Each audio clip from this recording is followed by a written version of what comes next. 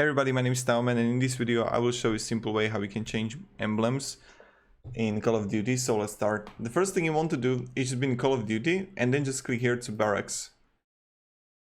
When you're going to be in barracks, change identity, click here, and you're going to see here emblems. And you can choose like whatever emblem you have offered.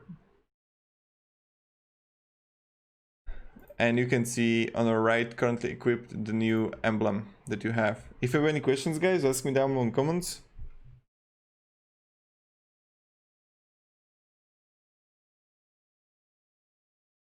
Thank you and goodbye.